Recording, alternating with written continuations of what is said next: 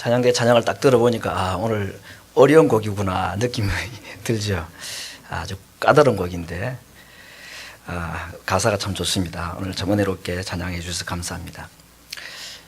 남편과 자녀를 잃어버린 한 여인이 상담가, 우리로 말하면 목사님을 찾아갔습니다. 무슨 말을 하겠습니까? 저는 너무 내 삶에 대해서 실망이고 절망적이고 화가 납니다. 아침에 눈을 뜨는 것이 고통이고 일을 마치고 집에 들어오면 텅 빈 방에 아무도 없이 하룻밤을 지내야 된다는 고통에 집에 들어오는 것 자체가 두렵기도 합니다. 하루하루가 지겹고 너무 힘들고 고통스럽지만 정작 나를 더 힘들게 만드는 것은 내가 처해 있는 이런 어려운 환경이 아니고 나보다 신앙도 별로 없어 보이고 그렇게 착하게 사는 것 같지도 않은 사람들이 훨씬 더 평화롭고 잘 살고 복을 누리며 살아가는 것을 보는 그 질투심을 내가 이길 수가 없습니다. 이것이 제게 더 큰 고통입니다. 이런 불평을 늘어놓았습니다. 그러면서 정말 하나님이 살아계시다면 어떻게 내게 이러실 수 있는가? 나도 나름대로 하나님을 믿는다고 믿고 최선을 다해서 나름대로 신앙을 지키려고 하는데 나는 왜 이런 어려움만 계속 생기게 만들고, 참 송구한 표현이지만 내 눈에는 저 사람 천국에는 가겠나 싶은 사람, 그런 사람 대충 믿는 사람들은 왜 저렇게 잘 되는지 그게 참 이해가 되지 않아서 하나님께 실망입니다. 이걸 조금 더 쉽게 말하면 저 하나님께 시험 들었어요, 그 말입니다. 여러분, 오늘 이런 일들이 자주 있고 모든 사람에게 일어나는 일은 아니지만 누군가에는 일어날 일입니다. 누군가에는 일어나는 힘든 일이면 틀림없죠. 여러분, 오늘 이 어려움에 처해 있는 여인에게 만약에 여러분이 상담을 해서 그분들에게 뭔가 조언을 해드리려고 하면 뭐라고 조언을 해드릴 수 있을 것 같습니까? 집사님이라고 칩시다. 집사님, 기도합시다. 하나님 살아계신데 하나님이 다 좋게 해주시겠죠. 걱정하지 말고 더 기도합시다. 이렇게 해주시면 잘하는 상담일 수가 있는데, 과연 이 조언을 듣고 이분이 그렇죠, 역시 제가 당신께 와서 말씀을 듣기를 잘했네요, 이렇게 쉽게 해결할 수 있는 문제냐? 그렇지가 않습니다. 오늘 이 여인이 불평하거나 좀 짜증나거나 심지어는 하나님께 시험이 들었다고 표현할 만한 이유는 크게 두 가지 이유입니다. 첫 번째는 자기에게 일어난 불행한 일, 내가 왜 이런 일이 일어나는가 하는 것입니다. 그러나 사실은 이 여인이 더 정말 고통스러워하는 이유는 따로 있었습니다. 이게 무엇이었습니까? 그런데 왜 남은, 다른 사람은 왜 또 저렇게 행복하게 살고 잘 되는가? 이 두 번째 이유가 이 여인에게 더 큰 고통이었다고 그가 스스로 그렇게 고백을 했습니다. 내게 일어난 불행한 환경과 남에게 일어난 잘된 환경, 행복한 환경, 이 두 가지가 만나면 불평은 극대화가 되는 겁니다. 폭발을 하는 겁니다. 사람도 없고 하나님도 없습니다. 왜 나에게 이렇게, 왜 저 사람에게, 이런 불평이 나올 수밖에 없는 겁니다. 자, 이런 분들에게 어떻게 조언을 하면 좋을까요? 이 여인이 불평이 사라지고 이 원망이 사라지게 하기 위해서는 이 두 가지 방법 중에 하나만 돼도 됩니다. 첫 번째, 이 여인도 잘 되고 행복하고 불행을 이길 수 있는 어떤 좋은 일이 많이, 행복한 일이 많이 일어나면 불평 없어질 겁니다. 그러겠죠? 두 번째, 별로 안 좋은 방법이지만 이렇게 하는 것도 이 여인을 달래는 데는 한 가지 방법입니다. 자기가 생각하는 그 사람도 망하면 됩니다. 여러분, 그런 생각 안 해보셨습니까? 그런데 이 두 가지가 다 성경적인 방법은 아니죠. 예. 오늘 이 일에 있어서 오늘 73편 시가 우리에게 한 가지 대안을 제시해 주고 있습니다. 어떻게 이런 상황에 나의 일인지 남의 일이든지 어떻게 처신을 해야 될 것인가. 오늘 시가 아삽의 시라고 했는데, 이 아삽은 레위 지파 소속의 성전 찬양 담당자, 요즘으로 말하면은 찬양대 지휘자거나 아니면 음악 담당, 음악을 총 책임지는 그런 아주 좋은 직책을 가진 사람입니다. 신앙도 꽤 괜찮았겠죠. 또 어떤 학자들은 이 아삽이라는 사람이 직접 쓴 시라기보다는 그 누군가가 자기의 이런 형편 가운데서, 고통 가운데서 시를 썼던 것을 이 아삽이 찬양대 지휘자니까 대신 음악을 연주하고 찬양대의 찬양을 인도할 때 남이 쓴 곡을 이렇게 했을 것이다 하는 두 가지 해석들이 있고, 칼빈과 같은 학자는 이 두 번째 견해를 취하면서도 구체적으로 그 시를 쓴 사람이 가장 적합한 인물이 구약의 다윗일 것이다 라고까지 추정을 합니다만은 뭐 정확한 것은 알 수는 없어도 이런 정도의 이 시의 출처나 시가 누구에 의해 쓰여졌던가 하는 것은 이런 정도로 알고 오늘 무슨 말씀을 보고자 합니다. 아무튼 오늘 이 시는 1절 2절에 이렇게 시작합니다. 하나님이 참으로 이스라엘 중 마음이 정결한 자에게 선을 행하시나. 하나님은 마음이 정결한 자, 신앙생활을 잘하겠다는 사람, 그런 사람에게 하나님께서 선을 행하시는 분이라는 것을 이 시인은 알고 있습니다. 그건 나도 아는 사실인데, 그런데 자기가 알고 있는 그 하나님에 대한 생각과는 다르게 하나님이 하시더라. 이게 이제 시험 든 이유 아닙니까? 나는 거의 실족할 뻔하였고 내 걸음이 미끄러질 뻔하였다. 믿었는데 그 믿었던 사실에 내가 넘어질 뻔했다. 그런 말을 하고 있습니다. 하나님은 구원받은 성도들에게 또 정직하게 살고자 하는 자, 믿음으로 살아가는 자에게 항상 선을 베푸시는 분이라고 내가 알고 믿고 왔는데 왜 내게는 그렇게 하지 않으시느냐, 그 말입니다. 반대로 오히려 악을 행하는 사람들은 또 내가 받을 복, 선을 행하는 자들이 받을 복들을 그 사람들에게 다 주어버리는가. 이게 하나님에 대한 실망이고 하나님에 대해서 참 마음에 원망이 생겼다는 것입니다. 야고보가 이렇게 말했죠. 시험은 늘 당하는 것이다. 시험이라는 것, 시련이라는 것입니다. 시험과 고통은 모든 사람에게 언제든지 항상 있는 것이다. 그렇기 때문에 잘 믿는 성도든지 그러지 못한 사람인지 믿는 사람이든지 믿지 않는 사람이든지 간에 이 땅에서 기대하지 않아도 원하지 않은 시험이나 시련이나 어려운 일이 일어나는 것은 그렇게 놀랄 일이 아니다. 시험이라는 건, 시련이라는 것은 늘 있는 것이다. 그렇게 야고보는 말했습니다. 특별한 사람에게만 이런 어려움이 일어나는 게 아닙니다. 모든 사람에게 일어나지도 않지만 누군가에게는 일어나는 일입니다. 정말 어제 우리 한국에서 온 배우 한 분하고 뉴욕에서 중심이 된 뮤지컬 팀이 지금 필라를 방문을 해서 오늘 어제 그리고 다음 주 토요일에 이렇게 뮤지컬을 합니다. 아버지의 조상인가 하는 건데 누가 초대를 해서 어제 갔는데 감동이 돼요.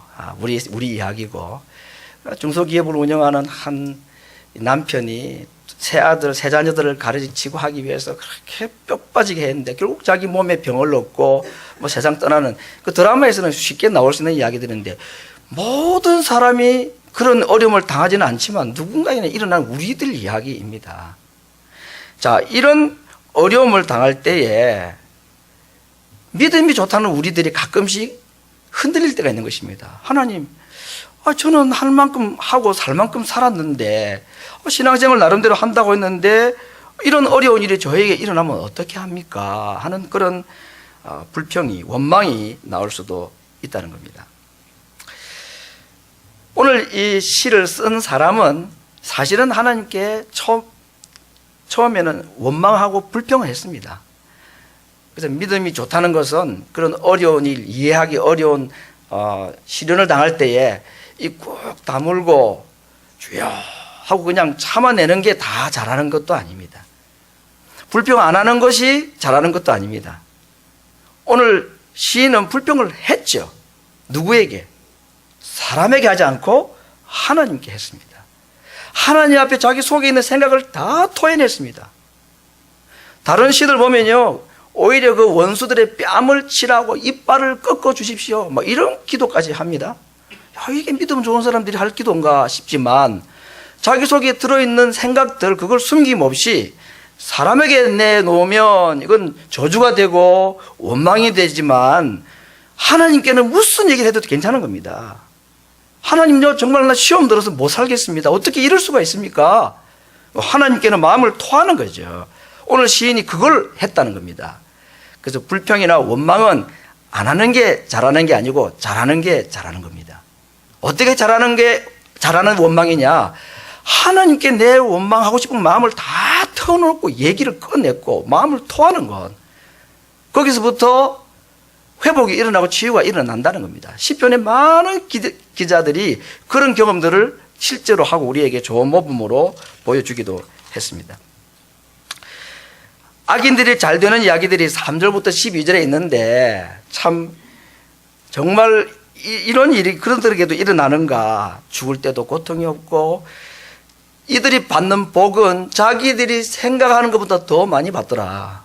기대하는 것 이상으로 복을 받더라. 그런 이야기입니다. 고난도 안 당하고 재난도 안 당하고 마음에 소원하는 것뿐 아니라 그 이상으로 이들은 체험을 받고 그런데 정작 하나님 좀 잘 섬겨보겠다고 한 나는 왜 이런가? 이게 지금 그가 당하는 고통의 이유인 것입니다. 오늘 이 시인이 이렇게 하나님께 화가 나고 불평하고 원망하고 시험이 들고 한 이유는 그가 어떤 한 것을 바라보는 그 시선, 시각, 초점이 잘못되었기 때문이다. 세 가지가 이 시인의 잘못된 초점이었습니다. 잘못 시각을 맞춘 것이 있었다. 첫 번째는 창조주가 아닌 창조물에 그는 시각을 고정을 시켰습니다. 세상을 만드신 하나님을 바라본 것이 아니고 하나님께서 이 땅에 만들어 주신 것, 다시 말하면 인간의 행복, 물질의 풍요로움, 이런 것을 하나님을 보는 대신에 그것을 바라보았던 것이 잘못된 시각을 가졌던 이유였습니다. 부귀와 영화를 주시는 하나님보다는 하나님이 주시는 그 부귀와 영화와 물질의 복을 더 좋아하고 그것을 더 관심 있어 하는 것. 하나님이 주시는 부와 영화를 하나님과 자리를 바꾸는 것. 이것이 이가 지금 잘못한 것이라는 것입니다. 우리에게 물질의 복고 건강도 필요하고 행복이라는 것이 필요합니다. 이 땅을 살아가는 사람들이 믿는 자나 믿지 않는 자나 이것을 원하지 않는 사람이 누가 있겠습니까? 다 원합니다만은 그러나 잘못된 것은 무엇이냐? 하나님께서 우리에게 주시는 그런 건강, 물질, 행복을 하나님보다도 더 중요하게 생각하는 것, 이것이 잘못된 것입니다. 이것을 성경에서는 우상숭배 또는 영적 간음이라고까지 표현했습니다. 아니, 우리가 우상숭배를 하다니요. 우상숭배라는 것은 하나님의 자리에 다른 것이 들어가면 그것이 우상숭배죠. 하나님께서 우리에게 주는 건강, 행복, 물질, 이것을 하나님 자리에 대신 올려놓으면 이게 우상숭배고 그것이 영적 간음이다, 그렇게 말하고 있는 것입니다. 구약에 나타나는 많은 우상을 숭배하는 민족들의 특징이 뭡니까? 그들은 손으로 뭔가를 만들었습니다. 나무든 금이든 손으로 형상을 만들어 놓고 절하고 복 달라 그랬습니다. 이게 우상숭배 맞죠? 우리는 하나님을 형상을 만들지는 않지만 내게 복 주시고 물질과 건강과 행복을 주실 하나님을 내가 만들어 놓고 그 하나님을 섬기면 내 손으로 형상을 만들지만 않았을 뿐이지 손으로 바알을 만들어서 섬기는 자들과 뭐가 다릅니까? 우상숭배입니다.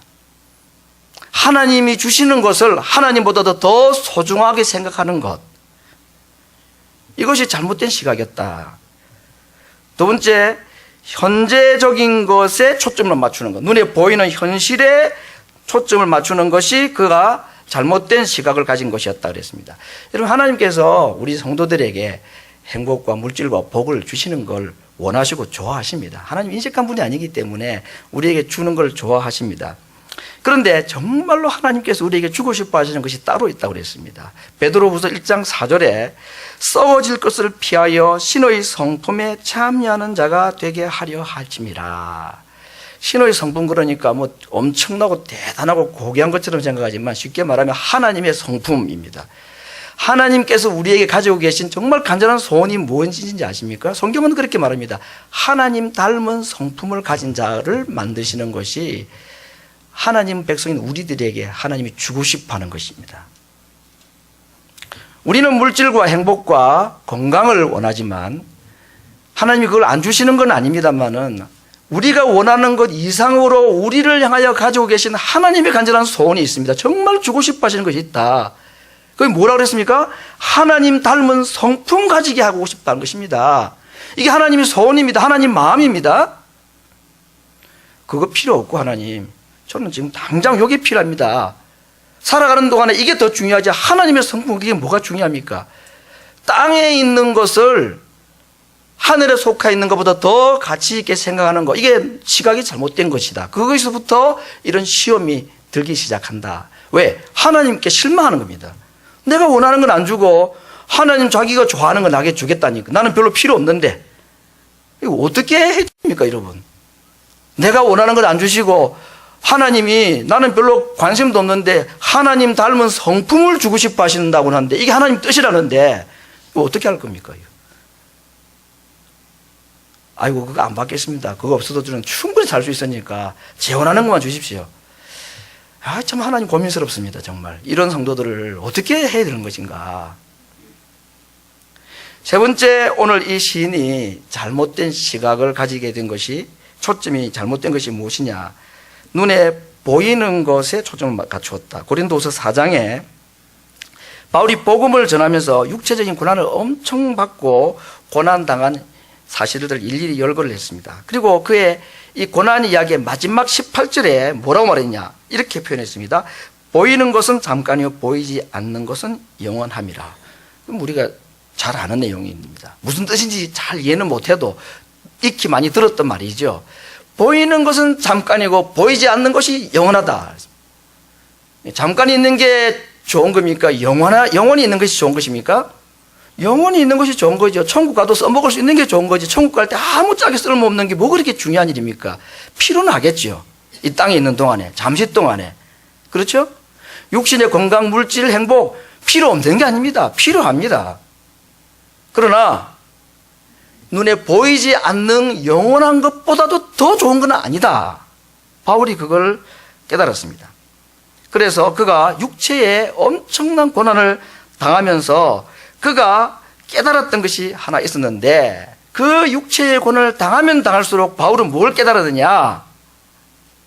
하나님이 나를 힘들게 하시구나. 이걸 깨달은 게 아니고 하나님이 지금 일하고 계시구나. 뭔가 지금 내 속에서 뭔가를 만드시기 위해서, 나의 안에 속에 있는 속 사람을 뭔가 만드시기 위해서 하나님이 지금 작업을 하고 계시구나 하는 것을 깨달았고, 두 번째는 이 고난 가운데 하나님이 정말 더 내 옆에 가까이 계시다는 것을 그가 깨달았습니다.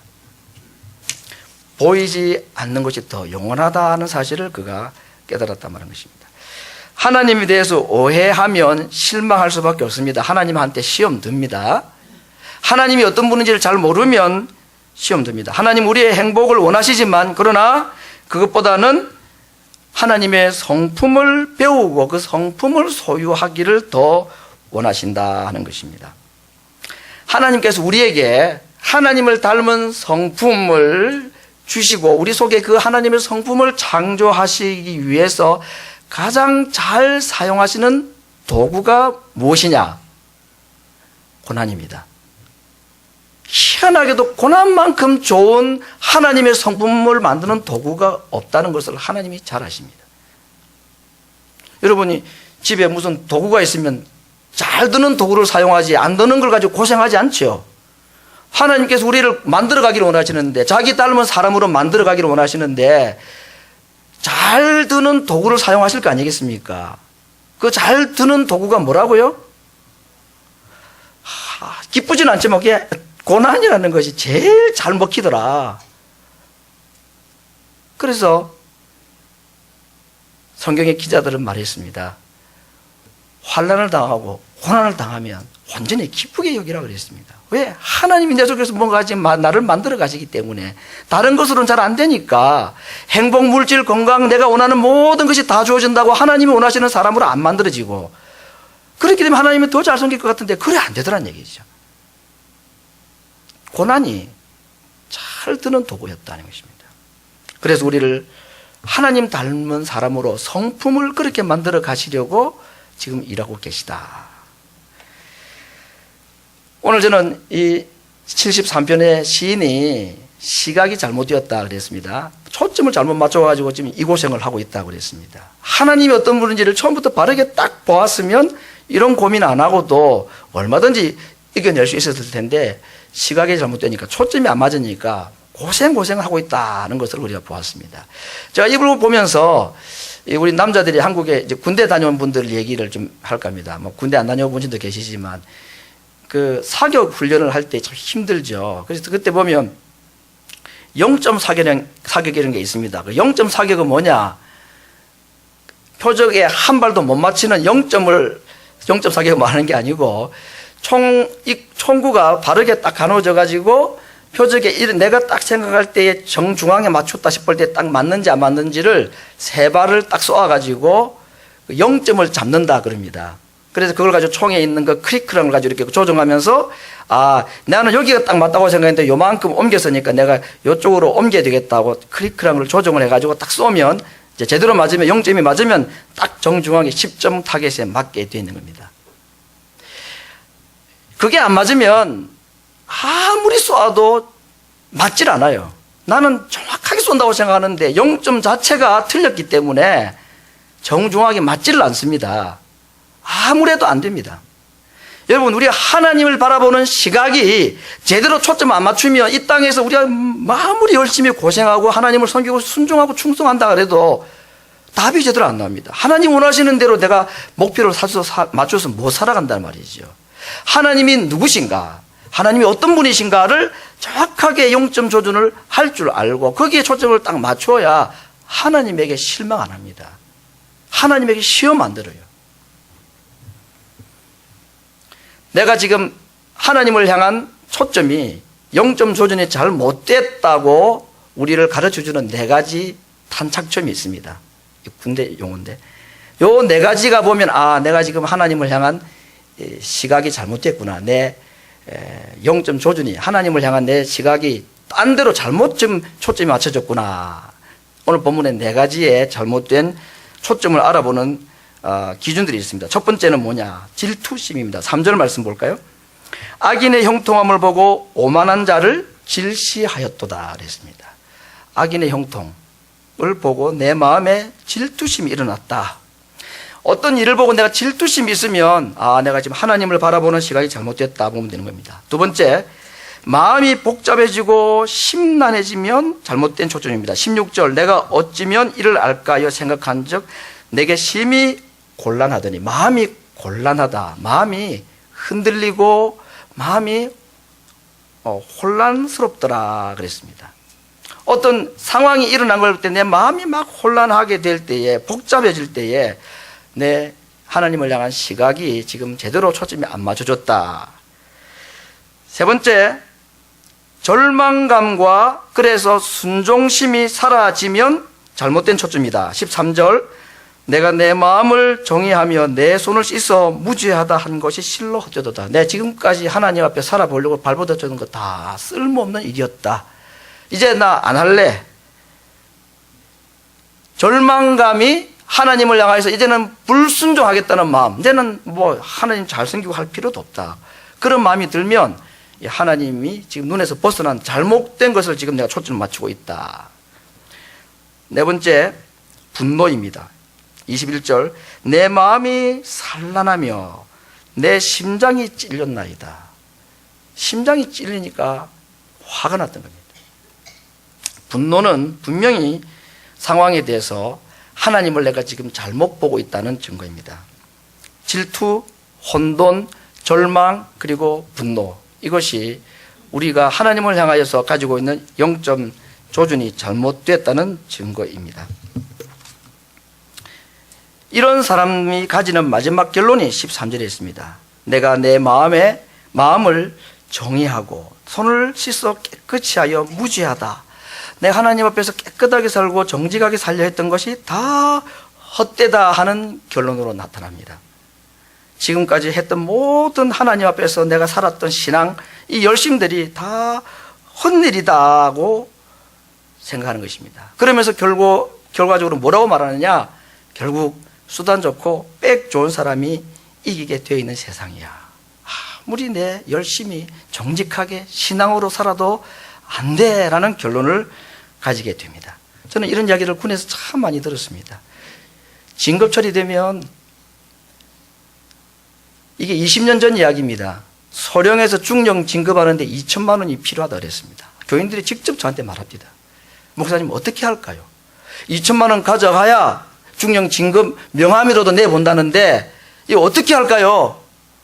저한테 왜 묻습니까 그걸? 그랬죠. 무슨 답을 기대하고 묻습니까? 그랬습니다. 그래가지고 진급하는 사람이 있고 못하는 사람이 있고, 저는 그래서 신앙 지키다가 진급 못하고 중간에 정말 군 제대한 사람을 숱하게 봤습니다. 저는 그분들을 순교자라고 불렀습니다. 세상 사람들이 하면 쉬운 방법인데 그거 안 한 거죠. 그러나 많은 사람들은 따라합니다. 일단 살아남고 봐야 되는데, 이 바닥이 이런 바닥인데 내가 이 방법을 안 택하고는 살 길이 없는데 어디서 남의 빚을 내가지고 2천만 원을 상납을 하는 겁니다. 그러면서 그들이 말합니다. 진급 실력하고 아무 상관없어. 남에게 잘 보이고 아부하고 적절하게 부정할 줄 알아야 진급하는 거지, 살아남는 거지. 거기에 신앙, 하나님 바라보겠다는 거, 그런 거 별로 도움이 안 되는 이야기다. 그들은 그렇게 결론을 내리고 맙니다. 하나님은 우리들에게 중령 계급장을 달아주기를 그렇게 간절하게 원하시는 분이 아닙니다. 우리는 하나님께 중령 계급장을 원하는 사람인지 모르지만 하나님 우리에게 주고 싶어 하시는 무엇이었습니까? 하나님 성품을 가지기를 원하셨다 그랬습니다. 그 하나님의 성품은 그냥 만들어지지 않습니다. 이런 이해할 수 없는 고통과 고난을 통하지 않고는 하나님의 그 고귀한 성품 우리가 소유할 수가 없다는 겁니다. 세상의 가치를 하나님보다도 더 가치 있게 여기는 것, 그것은 이미 우상 숭배와 영적 간음이라고 말씀했습니다. 오늘 시인이 이런 기나긴 갈등과 혼동을 지나서 밝은 햇빛을 보는 것과 같은 아름다운 고백으로 이 시를 마무리를 하고 있습니다. 처음에 그도 수없는 고민과 갈등이 있었고 하나님께 시험 들었다고 할 만큼 고통을 당하다가 하나님께 그 모든 자기 생각과 고통을 다 토해내고 나면서 비로소 깨달은 것이 있고 하나님께서 그에게 깨달음을 주셨다는 것이 오늘 18절과 20절에 나옵니다. 주께서 악인을 미끄러운 곳에 두셨다. 지금 성공하고 잘되고 자기보다 훨씬 거짓되고 부정된 삶으로 사는 사람이 지금 더 높은 자리에 더 성공하고 더 좋은 영광을 누리고 행복을 누리고 살아가는 거, 그게 처음에는 부러워서 마음에 시험이 들었다 그랬는데, 하나님을 원망했다 그랬는데, 그가 가만히 깊이 깨닫고 하나님께 그 원망을 토하고 난 뒤에 든 깨달음이 무엇이냐? 지금 저들이 높은 자리에 올라가고 행복의 자리에 양탄자를 깔고 있는 저곳이 어떤 곳이다? 미끄러운 얼음바닥이다 하는 것을 알았다 그랬습니다. 언제 무너질지 모르고 언제 떨어질지 모릅니다. 물론 죽을 때까지 그렇게 잘 살다가 세상 떠나는 사람도 있겠지요. 그러나 그 다음은 무엇입니까? 이 세상의 삶이 그렇게 길지 않다는 것을 압니다. 어제도 제가 어느 한 분을 만났는데 불과 한 6, 7년 전에 참 건강하고 열심히 참 하셨던 분입니다. 6, 7년도 아닌 것 같아요. 좀 한 4, 5년 됐나 모르겠습니다. 근데 뭐 연세가 많긴 하지만, 이야, 이분이 그분인가. 제가 눈을 2번 닫고 봤으면 저분이 맞나 봤어요. 몸이 많이 약해진 거죠. 사람이 참 얼마나 연약한 존재인가 하는 것을 어제 다시 한번 깨달았습니다. 인생이 짧고 정말로 이 세상의 순간이라는 것을 깨닫게 되었습니다. 그들이 높은 곳에 올라가는 것, 미끄러운 얼음바닥과 같다 그랬습니다. 언제 넘어질지 모릅니다. 참 아쉽게도 부끄럽게도 우리는 그들이 넘어지는 걸 내 살아생전에 보기를 원하죠. 잘 됐다. 근데 하나님은 그렇게 안 하실 수 있습니다. 그렇다고 우리가 분노하고 실망할 필요가 없습니다. 왜? 그들의 정말 마지막 결과는 정말로 비참한 곳으로 떨어지게 되기 때문에 그렇습니다. 우리가 영원을 믿는다는 그거 아닙니까? 죽음 이후에 우리에게 새로운 세계가 있다는 걸 믿는다는 것은 이 땅에서 일어나는 모든 하나님의 심판과 결과에 대해서 내가 왈가불가하지 않는 겁니다. 하나님께 모든 것을 다 맡기고 나를 이 땅에서 하나님께서 세워주시든지 그를 내가 질투하고 원망하는 그 사람이 내 눈앞에서 넘어지는 꼴을 내가 보지 못한다 할지라도 그들의 결국은 미끄러움이다. 그들을 미끄러운 곳에 하나님이 세워주셨다. 언젠가는 넘어지고 말고 그것도 졸지에 순식간에 망하고 만다는 것을 그가 깨달아서 후회하고 원망했던 것을 마음을 돌이키게 되었습니다. 두 번째 그가 깨달은 것이 무엇인가? 20절 주여 사람이 깬 후에는 꿈을 무시함같이 주께서 깨신 후에 저의 형상을 멸시하시리이다. 여러분 꿈이라는 것은 좋은 꿈은 참 좋습니다. 그렇잖아요. 실제로 못해도 꿈만 꿔도 기분 좋은 게 있죠. 그런데 오늘 이 시인이 하나님 없이 행복을 누리고 정직하고 하나님을 믿는 믿음으로 살아가는 사람들을 짓밟고 자기들이 세상적인 방법으로 성공을 하고 하는 그 모습 볼 때 오늘 이 시인이 처음에는 시험이 들었는데 그거 나중에 깨달았던 것이 무엇이냐? 저 사람들 지금 꿈꾸고 있는 거구나 하는 걸 알았습니다. 여러분 감옥에 갇힌 죄수도 대통령 되는 꿈은 꿀 수 있습니다. 꿈이 자기가 대통령 되는 꿈을 왜 못 꾸겠습니까? 꿈은 뭐 얼마든지 꿀 수 있죠. 근데 밤새 꿈을 딱 깨고 나면 자기는 어디에 있습니까? 대통령의 명예에 의해서 감옥에 들어가 있는 겁니다. 하나님께서 하나님을 떠난 세상의 사람들의 모든 영광과 잘 되는 모습들이 그냥 꿈꾸게 내버려 둬라는 겁니다. 꿈이야 왜 못 꿉니까? 남 꿈꾸는 거 가지고 뭐고 시비를 걸 게 뭐가 있습니까? 꿈이야 뭐든지 꿀 수가 있는 거죠. 근데 꿈 깨고 나면 다 허망하다. 사랑하는 성도 여러분, 우리도 내가 처한 어려운 환경과 남이 처한 잘된 이야기들 이 사이에서 많이 갈등하고 오늘 시인처럼 미끄러질 뻔하고 실족할 뻔할 때가 있을 수가 있습니다. 그 원인과 이유는 하나님에 대한 나의 잘못된 시각 때문이라고 했습니다. 내 마음속에 질투심과 혼동과 절망과 분노가 있다면 내가 믿는 하나님을 우리가 잘못 보고 있습니다. 잘못된 시각으로 하나님을 보기 시작하고 아무리 내가 열심히 살아봐도 내가 원하는 목표점에 도달할 수는 없다는 것입니다. 오늘 이 시인이 거의 실족할 뻔했던 이 위기 가운데서 그가 하나님의 성소에 들어갔을 때에 그들이 가지고 있는 높은 자리가 미끄러지는 얼음바닥이고 그들이 지금 꿈을 꾸는 정도에 불과하다는 사실을 그가 깨달았습니다.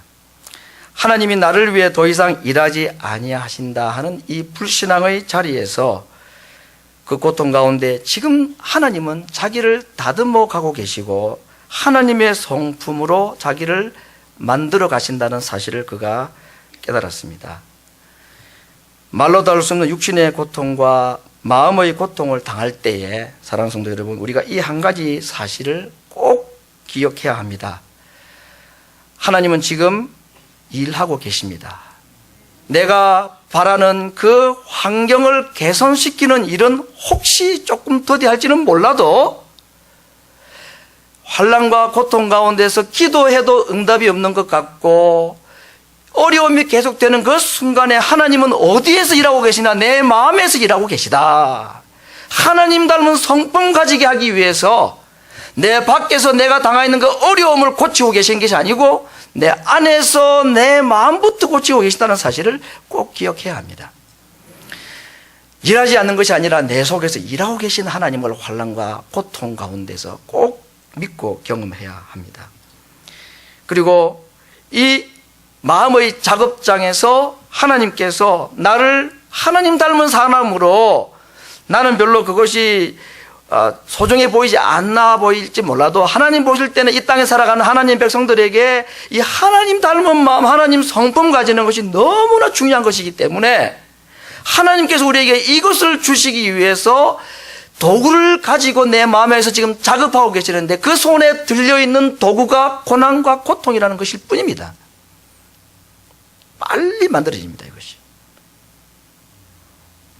부귀와 영화와 행복이라는 도구보다는 이 고난이라는 도구가 하나님이 원하시는 하나님 성품을 우리 속에 만들어내는데 훨씬 효과적인 도구라는 것을 하나님이 아시기 때문에 잠시 동안에 사용하시는 겁니다. 빨리 하나님 성품 우리에게 주시고 싶어서. 언젠가 이것이 끝나고 나면 하나님은 그 고난의 도구는 거두어 가실 것입니다.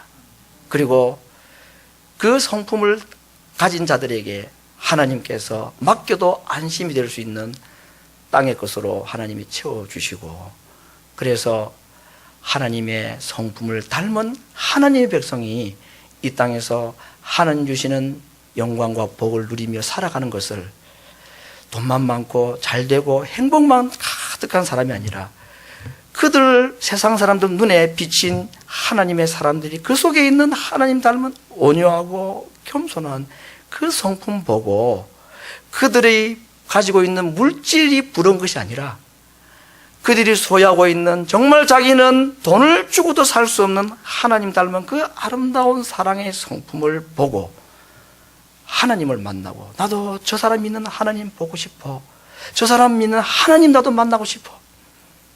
하나님은 우리를 결국은 제사장들로 세운 거 아닙니까? 제사장은 뭐 하는 사람인가요? 하나님 모르는 사람을 하나님께로 인도하는 게 제사장 날 아닙니까? 세상 사람들이 우리의 영광을 보고 우리 자녀들 잘 되는 거 보고 우리를 부러워할 것처럼 보이죠. 부러워하는 것처럼 보이지만 사실은 질투합니다. 우리의 성품, 하나님 닮은 성품 보면 다 부러워합니다. 저렇게 살면 좋겠다 하고. 그래서 우리로 하여금 하나님의 제사장 나라 되게 하기 위해서 우리 생각에는 이것이 필요하고 저것이 더 효과적일 것 같은데 그것 대신에 하나님께서 고난을 통해서 하나님의 성품 우리에게 주기를 원하시는 겁니다. 이 선물 받고 싶으십니까? 고난을 두려워하지 마십시오. 하나님은 지금 우리 속에서 일하고 계십니다. 언젠가 하나님의 작업이 끝나고 난 뒤에 하나님께서는 우리를 통해서 영광을 받으실 것입니다. 사람의 제일 되는 목적, 하나님을 영원하게 그 하나님을 기뻐하고 즐거워하는 것이란 그랬습니까? 그 일에 하나님께서 잠시 사용하는 이 고난의 도구를 아파하지 마시고 하나님 속히 제 마음에 하나님 성품 넣어주십시오. 하나님 제 마음 깎으시고 끌어내시고 쪼개시고 다듬어서 하나님 닮은 성품 저에게 주시기를 원합니다. 이것이 오늘 하나님을 향한 우리의 간절한 소원이 되고 신앙의 고백이 될 수 있기를 바랍니다. 우리 같이 한번 기도하겠습니다.